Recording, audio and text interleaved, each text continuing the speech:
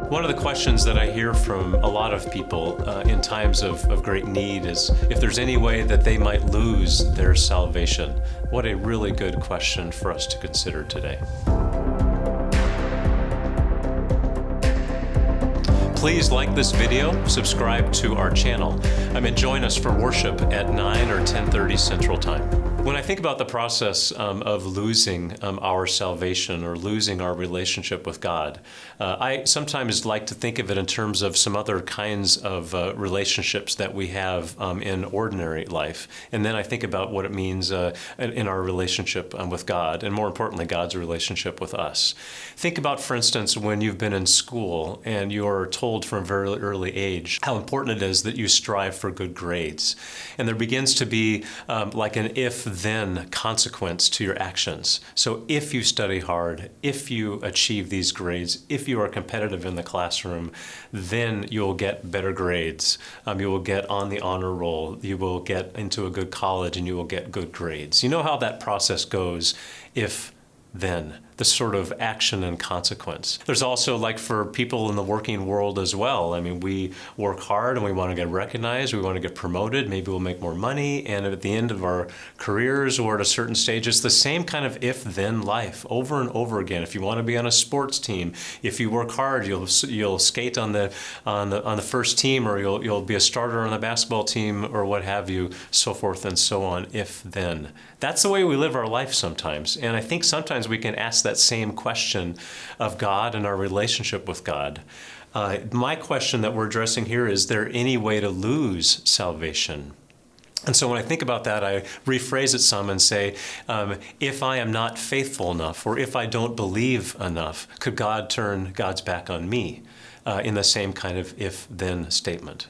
I think that's helpful as we think about this question. Can we apply the if-then statement to our relationship with God or God's relationship to us? So when we think about the question of if I am not good enough, God will turn God's back on me, or if I am sinful, then God will turn God's back on me, there's a lot of consequence to that, isn't there? So I think that there are consequences if we assign if-then statements to God and God's relationship to us.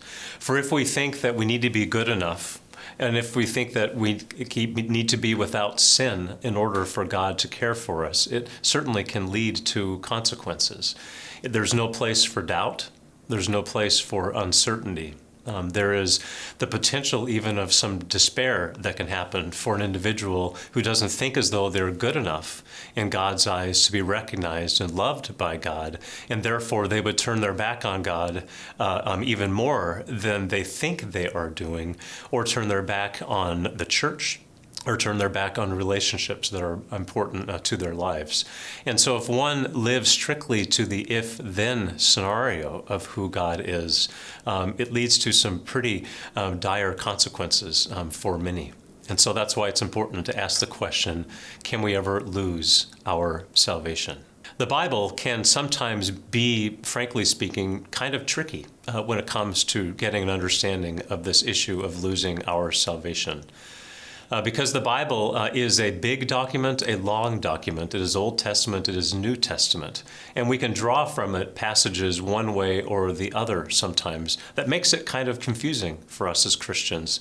What is our role? Where do we see our understanding in the Bible? We can read in the book of James in the 4th chapter where James writes, "Draw near to God, and God will draw near to you." That's an if-then statement, isn't it? The if-then is, if I draw near to God, it is only then that God will draw near to me. Now that has a lot of if-then statements, that it's up to me to do these things. Yet if we go all the way back to the Old Testament and we think about the children of Israel and their path out of Egypt through in the wandering in the wilderness and into the Promised Land, we have a whole journey of the people of Israel, both receiving blessing, of turning their back on God and whining and whimpering and even constructing a golden calf to worship, but God still finding a way to put forth before them a pillar of cloud by day or of fire by night to lead them along the way. There is some if-then statement in the story of the people of Israel, yet there's also morsels of forgiveness from God, isn't there? Forgiveness, that these are my people and I'm going to lead them no matter what they do.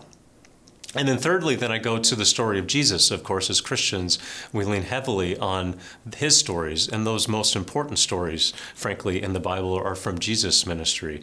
When he was talking to the scribes and the Pharisees about sinfulness and so forth, and about how we might dwell in sin. But if the Son of Man makes you free, you are free indeed. Wonderful words that are pure good news, pure gospel that Jesus gives us, that we are free of our sins and that we are loved. We are free indeed. Jesus was being really declarative there on that side of the spectrum, that we are loved and that we are forgiven, or we are free to be ourselves. You see how the Bible can be kind of tricky when it comes to what we are reading and how we are interpreting it for our own lives in this respect? And so it is indeed that way. But I finally want to tell a little bit of a story. Because ultimately, for me, simple stories are ones that can help carry the day and help us understand who Jesus is and how God operates, and whether or not we lose our salvation or God keeps us in the fold, so to speak. A story I remember told to me a long time ago was a story of a first-year college student. And he went off to college and moved into his dorm room and was experiencing for the first time the independence of being out of the home and in college. He met a young woman and they started to date, and they would go to the pizza shop in town. And he would buy pizza for his girlfriend, who he really liked a lot. So he'd write a check then, back in the days when there were checks. He would write a check at the pizza parlor. And it was back in those days that the canceled checks would go back to his house, where his father was opening the mail. So his father could see that all the checks to the pizza shop. The father could also interpret that his son's grades weren't as good as they should have been, and was concerned that maybe there was a relationship between how much time he was spending with his girlfriend and how much time he was spending on his studies. So his father called up his son one day and said, "I'm coming down to campus to visit. We need to talk about some things." So, how do you think the student was feeling? Perhaps feeling a little bit of if-then, like he'd failed a little bit, that he was expecting something from his father. His bank accounts were low, and his grades weren't very high either. And so what would he logically expect from his father but judgment? Well, the father pulls up into the parking lot, and the son goes down to meet him at their car. Just to get on with it and get me what I deserve here in this process. The father gets out of the car and gets right to the point as well, when he says something like this: "You are my son. You will always be my son. I have high expectations for you as you leave high school and head into college, and I want you to experience all that life is.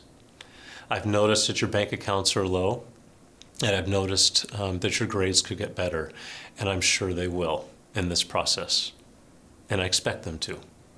But know that I love you always and forever." So I think this story that was told to me many years ago by someone who was from my walk of life in a language that I could understand helped to reassure me through this story and my faith that my salvation is not something that I can lose with a gracious Father who cares for me, with a gracious Father who has high expectations for me to grow in faith and service of others in a complicated and complex world, but ultimately forgives and saves and makes me free again and again and again to try again and again and again to live up to what the Father would like from me. So I give thanks for that grace, and that's gospel, and that's good news that we live by each day as Christian people. Thanks for joining me.